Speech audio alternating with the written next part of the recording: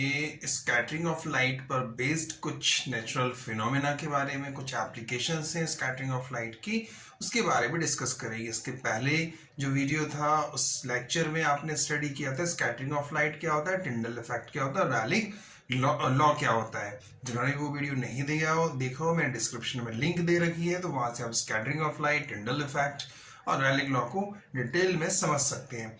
तो video start करने से पहले this is Aziz and you watching your beautiful and cute channel miss Y education. हमारा टॉपिक बच्चों आज का है application based on scattering of light. तो पेन कॉपी लीजिए और हेडिंग लगाइए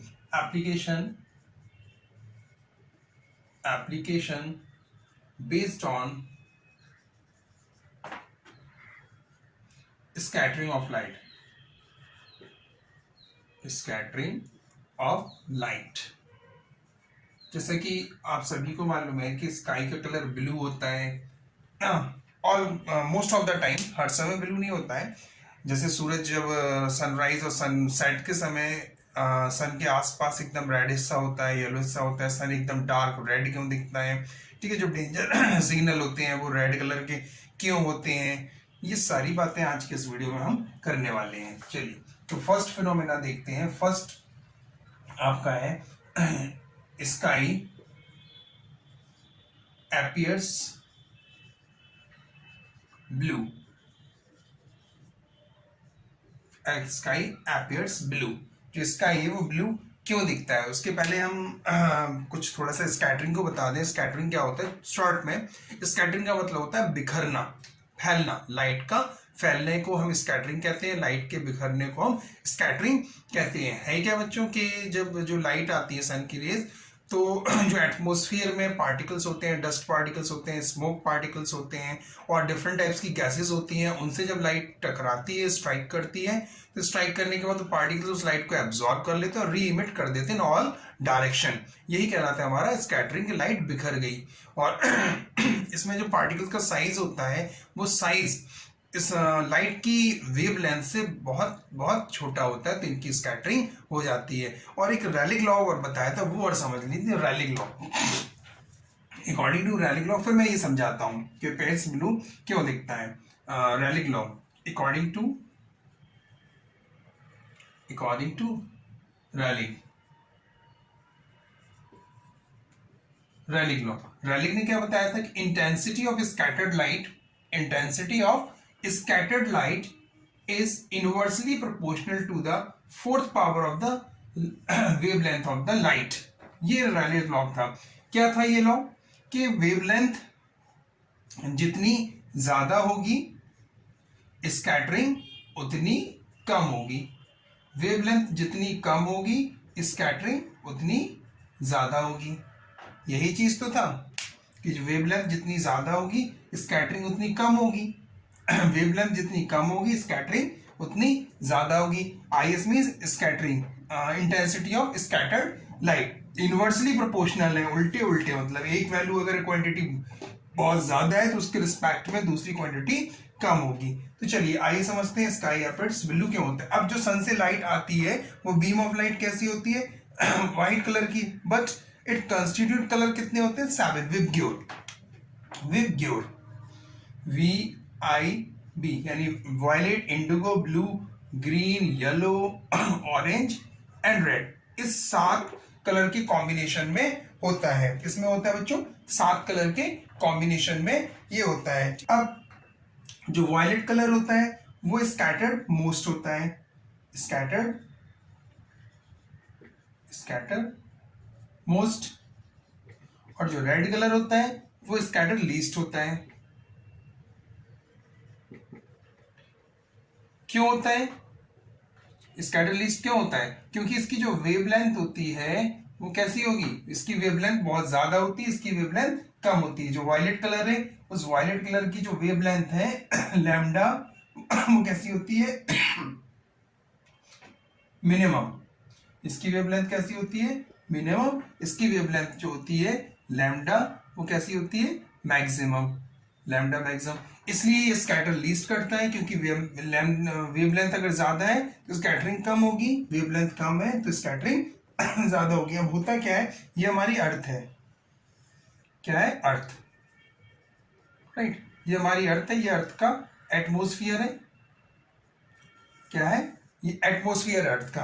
अब सन है, ये मान लो ये सन है, ठीक है। सन से ये रेज आ रही हैं तो यहां पर आएंगी, इसकी बैंडिंग होगी। बैंडिंग क्यों होगी? बैंडिंग क्यों होगी बोलो? क्यों होगी बच्चों बैंडिंग? बोलो। बैंडिंग क्या होगी? क्योंकि रिफ्रैक्शन की वजह से बैंडिंग होगी, ठीक है। अब यहाँ पे कुछ डस्ट पार्टिकल्स भी होते हैं हमारे इसमें, डस्ट पार्टिकल, गैसेस।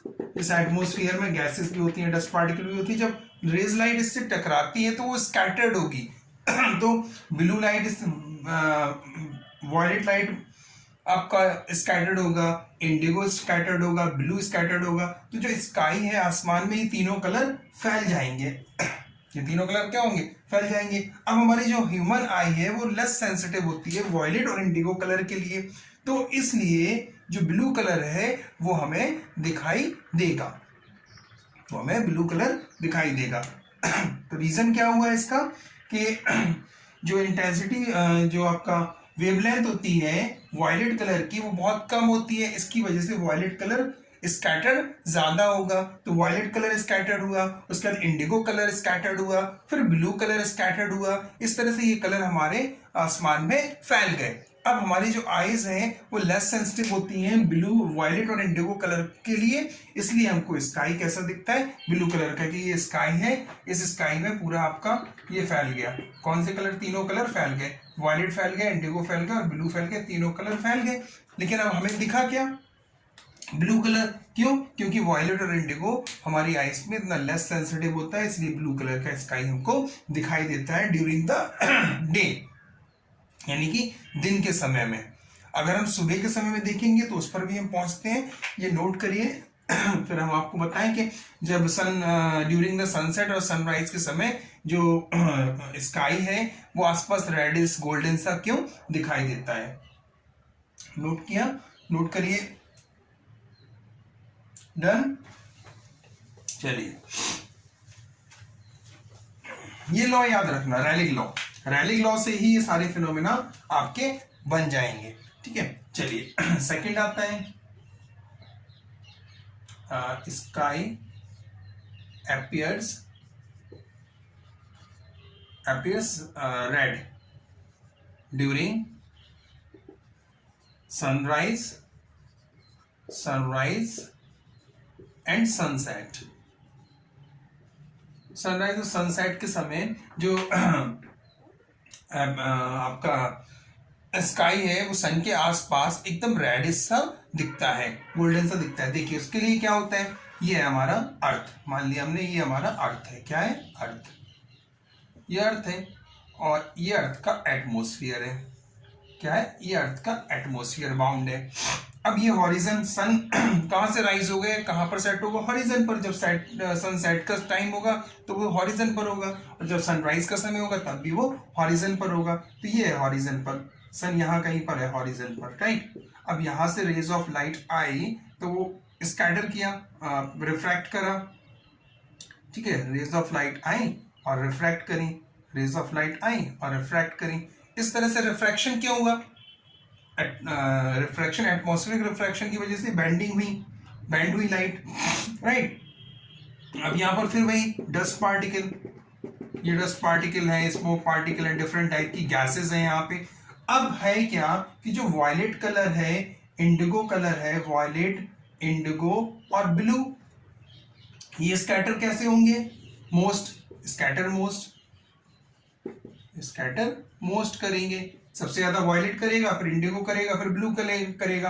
क्यों करेंगे? क्योंकि इनका जो वेवलेंथ है वो कैसा है? कम है, मिनिमम है। अब हमारे पास आया क्या?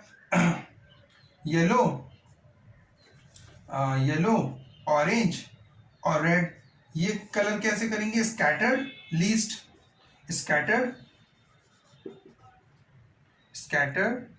लीस्ट। क्यों करेंगे लीस्ट? क्योंकि जो इनकी वेवलेंथ है वो कैसी है? मैक्सिमम है। इनकी वेवलेंथ मैक्सिमम है। अब है क्या कि यहां पर रेज ऑफ लाइट को लॉन्ग डिस्टेंस ट्रैवल करना पड़ेगा। कितनी डिस्टेंस ट्रैवल करना पड़ेगा? लॉन्ग डिस्टेंस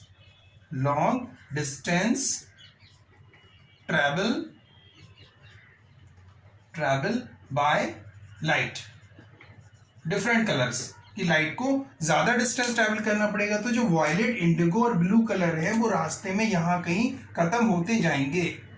ब्लू है, इंडिगो है, वॉयलेट, इंडिगो है, ब्लू है, वो रास्ते में स्कैटर्ड होते जाएंगे और खत्म होते जाएंगे। आगे आके जब लास्ट में हमारे अर्थ तक पहुंचेगा वो कौन से कलर पहुंचेंगे, क्योंकि ये लीस्ट स्कैटर्ड है तो ये लॉन्ग डिस्टेंस ट्रैवल कर लेंगे। लीस्ट स्कैटर क्यों है, क्योंकि इनका जो वेवलेंथ है वो ज्यादा है। अगर वेवलेंथ ज्यादा होगा तो स्कैटरिंग कम होगी, तो इन कलर की स्कैटरिंग कम होगी और ये अर्थ तक पहुंच जाएंगे। क्योंकि इस समय जो रास्ता है, जो पाथ है, ट्रैवल्स है, जो लाइट का पाथ है वो लॉन्ग है। ड्यूरिंग द प्रीवियस केस में इतना डिस्टेंस ट्रैवल नहीं हो, उसमें स्कैटरिंग इतनी मतलब इसमें जो बैंडिंग हो रहा था वो इतना नहीं हो रहा था, उसमें ब्लू और इंडिगो और वो पूरे उसमें फैल गए थे। अब यहां पर हॉरिजन पर जब है तो हॉरिजन के समय में आपको मालूम इस तरह से, राइट, ओवल शेप का, तो यहां पर पोल, राइट, ये पोल और ये होते हैं हमारे इक्वेटर, ये होता है हमारा इक्वेटर। तो जब सनराइज और सनसेट का समय होता है तो इक्वेटर की पोजीशन पर होगा सन, तो यहां से जो डिस्टेंस ट्रैवल करेगा वो लॉन्ग डिस्टेंस ट्रैवल करना पड़ेगा। तो लॉन्ग डिस्टेंस में ये कलर ऑलरेडी इतने ज्यादा स्कैटर हो जाएंगे कि वो खत्म ही हो जाएंगे, बचेंगे हमारे येलो, ऑरेंज और रेड। तो ये लॉन्ग डिस्टेंस ट्रैवल करते हुए हमारे अर्थ के सरफेस तक आ जाएंगे। और इस वजह से जो सनराइज और सन के समय पे हमारा स्काई है, सन के आसपास रेडिश सा दिखता है और जो सन है वो एकदम रेड सा दिखता है। क्यों दिखता है, क्योंकि पूरी रेड लाइट हमारी आंखों पर आ जाती है। इसलिए हमको ये पूरा जो सनसेट, सनराइज के समय जो सन है वो एकदम रेड दिखता है और सन के आसपास का जो स्काई है वो कभी गोल्डन सा, येलोइश सा दिखता है। अब एक क्वेश्चन और क्यों दिखता है इसमें बता देना, क्योंकि ये कलर्स लॉन्ग डिस्टेंस ट्रैवल करेंगे। ये वाले कलर क्योंकि लीस्ट स्कैटर है, इसमें मैक्सिमम वेवलेंथ ज्यादा होती है, इसलिए लीस्ट स्कैटर होते हैं। ये कलर जो है वॉयलेट, इंडिगो, ब्लू, ये रास्ते में खत्म हो जाएंगे, क्योंकि सनराइज सनसेट के समय हमारा जो सन होता है वो इक्वेटर्स पर होता है, राइट। चलिए नोट करिए। फिर इसके बाद एक क्वेश्चन और बनता है कि कभी कभी दोपहर में एकदम हम लोग देखते हैं तो इसका एकदम वाइट दिखता है, वाइट सा एकदम साफ, ठीक है, उसके बारे में भी डिस्कस करें, ये नोट करो। Done, okay.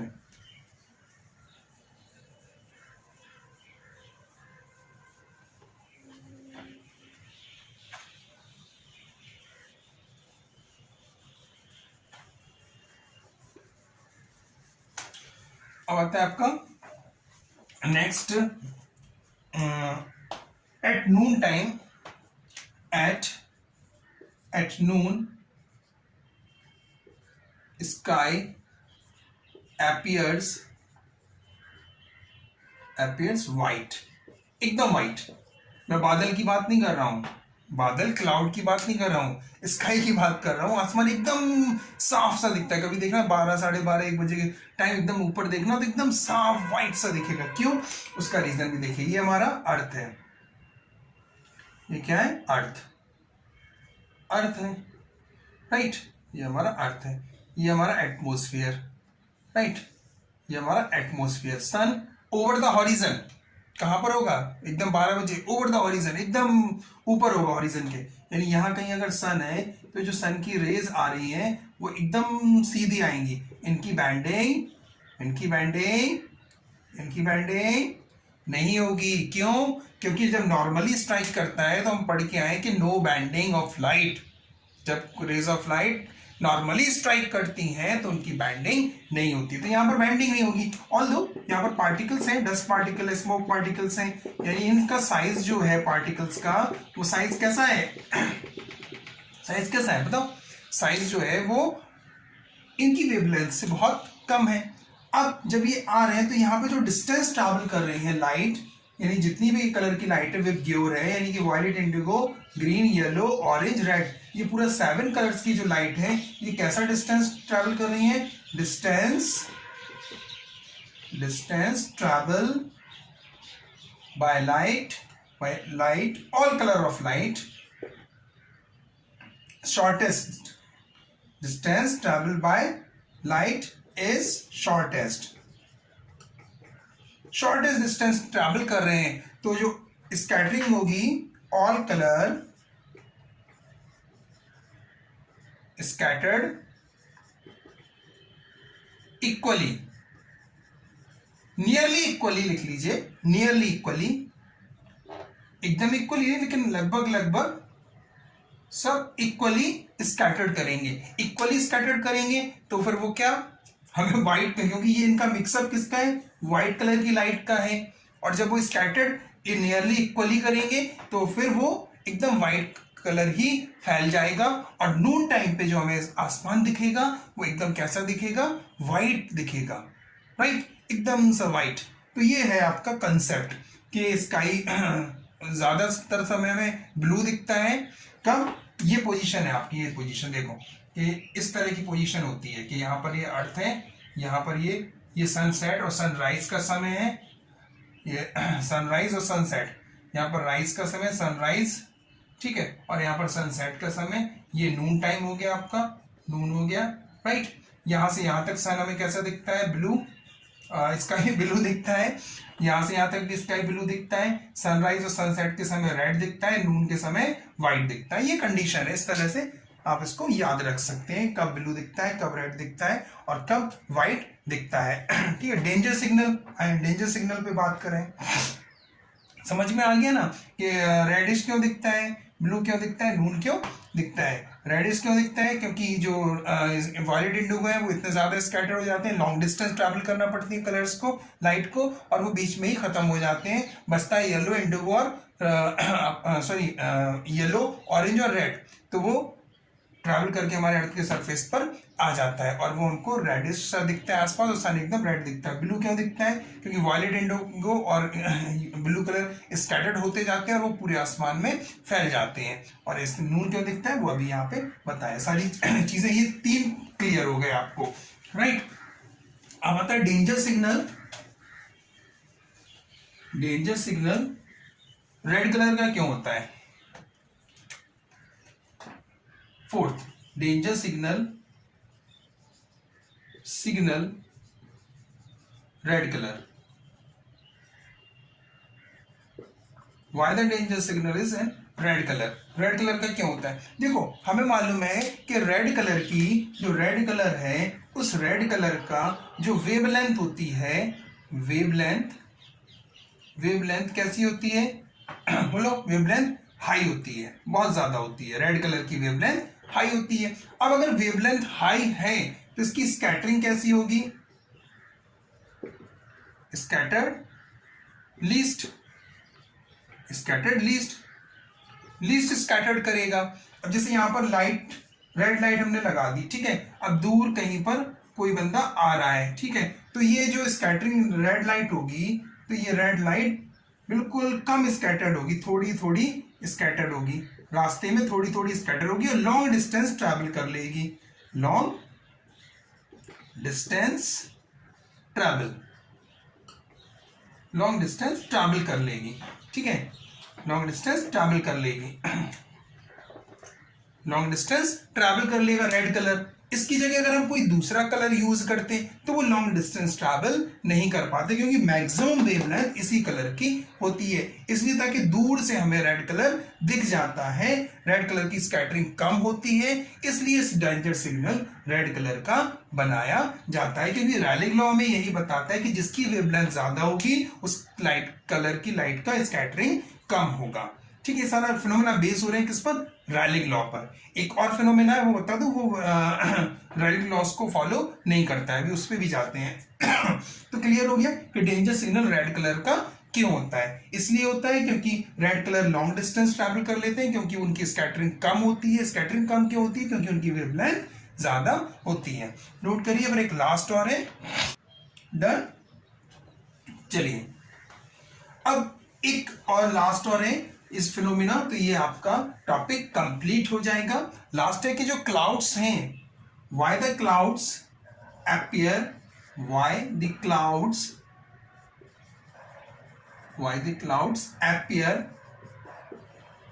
appears white। अच्छा, क्लाउड किसके बने होते हैं, ये है जैसे क्लाउड ये है क्लाउड, ये क्लाउड क्या है, क्लाउड। क्लाउड बने किसके होते हैं ये मालूम है? क्लाउड बने होते हैं आपके वाटर वेपर के, डस्ट पार्टिकल्स भी हैं उसमें। जब डस्ट पार्टिकल्स भी हैं, वाटर वेपर भी है, तो फिर इसकी स्कैटरिंग जो हो रही है तो वो पहले की तरह होना चाहिए। फिर ये व्हाइट क्यों दिखता है? ब्लू दिखना चाहिए, ब्लू दिखना चाहिए, फिर ये व्हाइट क्यों दिख रहा है?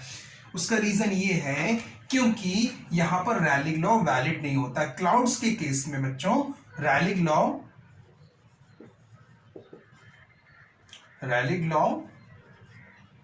Not valid, railing law valid नहीं होता है। क्यों नहीं होता वैलिड? क्योंकि यहां पर जो साइज ऑफ पार्टिकल्स होता है, जो इसके पार्टिकल्स हैं, क्लाउड्स के पार्टिकल्स, उनकी बात कर रहा हूं मैं, जो क्लाउड्स के पार्टिकल का साइज है, साइज ऑफ पार्टिकल ऑफ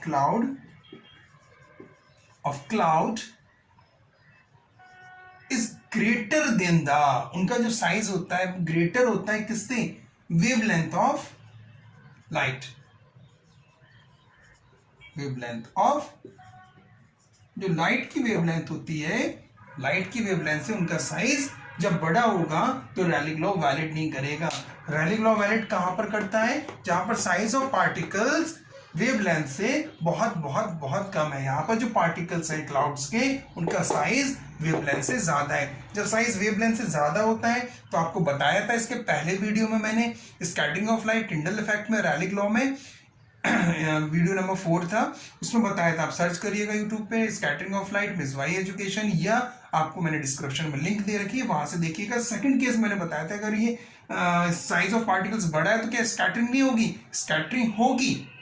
अगर साइज ऑफ पार्टिकल्स वेवलेंथ से ज्यादा बड़ा है तो उसकी स्कैटरिंग होगी, लेकिन किस तरह से होगी? स्कैटर्ड